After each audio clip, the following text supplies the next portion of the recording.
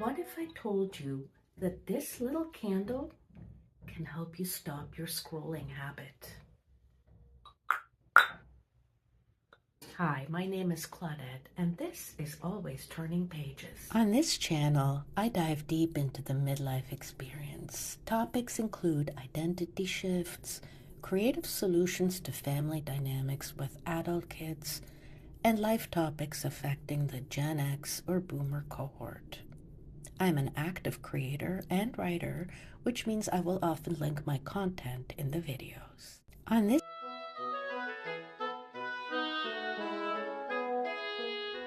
I attended a summit, a virtual summit, over one of the weekends in January, and the moderator asked a very simple question. He said, "What is keeping you from creating whatever content it is that you want to create?" And he invited people to enter a word into an interactive app. And then he presented the words in a word cloud. Fear of judgment, fear of failure, fear of success, lack of time, lack of motivation. All of those types of words showed up in the word cloud. Procrastination was another one. But there were two words that dominated the word cloud, and they were doomscrolling and mindless scrolling. I was fascinated by this, not because I was surprised, but because I know that everyone is looking for a way to stop all this scrolling, this mindless scrolling that doesn't get us anywhere. And although there is a lot of advice on the internet, a lot of times it doesn't work. You might try it and it might work for a day or two, and then you get bored, or it's dark, or you're cold or tired or pissed off, and you reach for your phone, and before you know it, hours have passed, and once again your mind is all discombobulated by all this useless crap that comes across the internet, and our peace of mind is disturbed, and we haven't created anything, and it's a hamster wheel.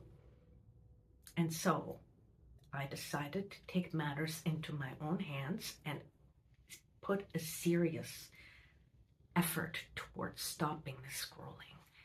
And that's where the candle comes in.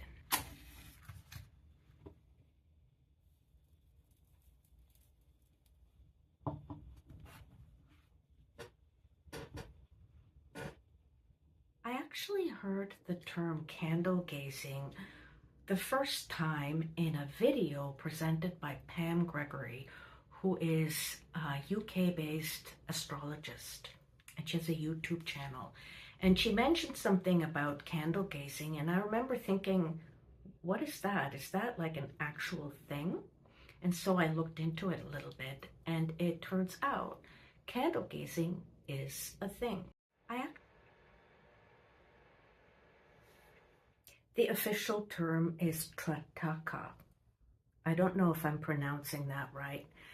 And essentially it is candle gazing, but there are some rules. If I remember correctly, you're supposed to stare at the flame without blinking for a full minute, and then close your eyes, and the image of the candle will continue inside your mind for another minute, during which time you enter this meditative state.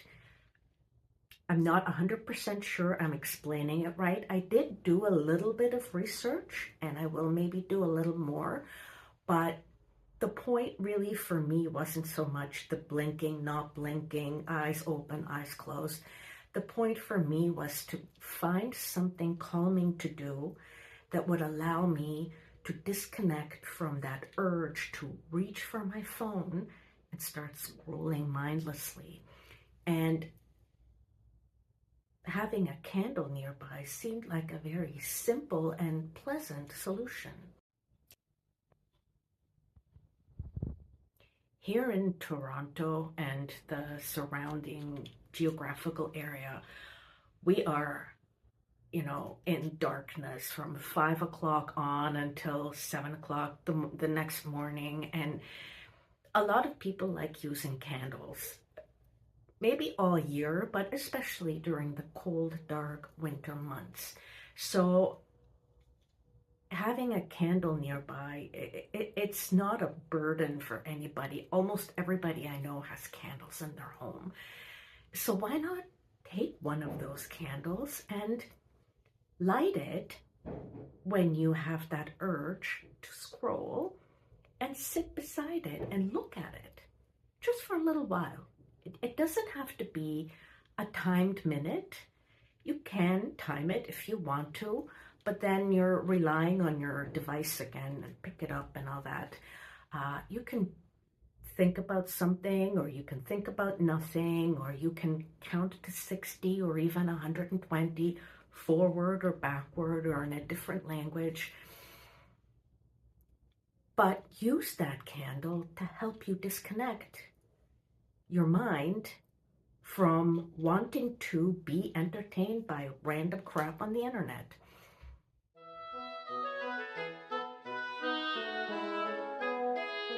There was another keynote speaker on the summit I mentioned earlier who discussed a concept about tiny experiments.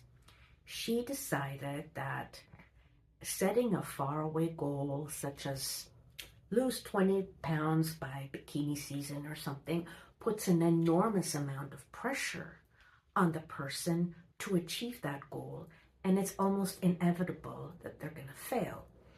Like those New Year's resolutions people said, or sometimes the goals they set, by this time, by that time, we will have done this or that. For a lot of people, it doesn't work. It doesn't work for me either. So what she suggested was to do small, short experiments and shift your focus and call them data collection. So essentially, you're doing an exercise for a week or 4 days or 6 hours or whatever the short time period is that you need. And then you track that experiment on paper in a computer app or something. And then you look at it when you're done to see whether it suited you or not, whether it's working or not. And there's no pressure because all you're doing is collecting data. So I decided to do this with the candle gazing.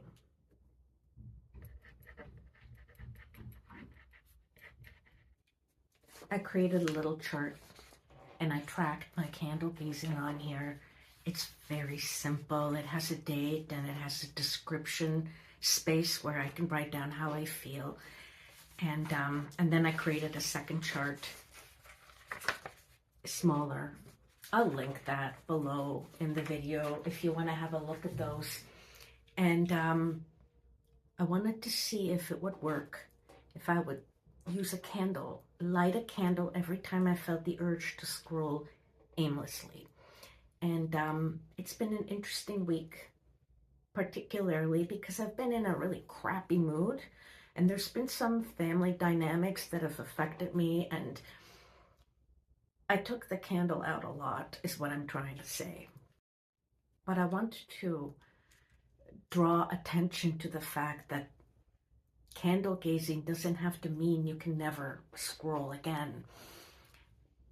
All I'm trying to do for myself is to scroll with intention rather than just pick up my phone, scroll, and then, 2.5 hours later, I'm still staring at the same screen. No, we can't do that to ourselves. Just imagine what this is doing to your brain activity. So I would be very interested in knowing if other people are using candle gazing as a way to disconnect from some of these nefarious activities with our phones and devices. And if you do have experience with this, I would really love to hear about it. If you want to leave a comment, I would really appreciate that. Meanwhile, I'm going to show you exactly what I do with my candle gazing.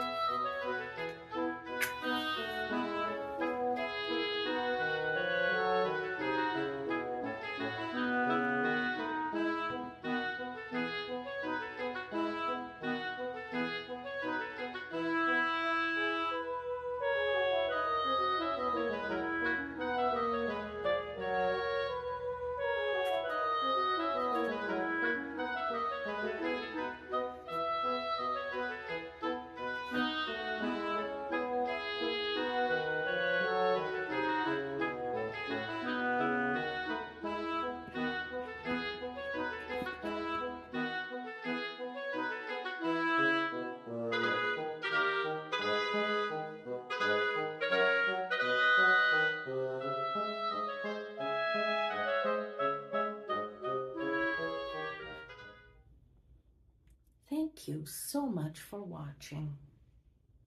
Remember to subscribe. It will help my channel to grow.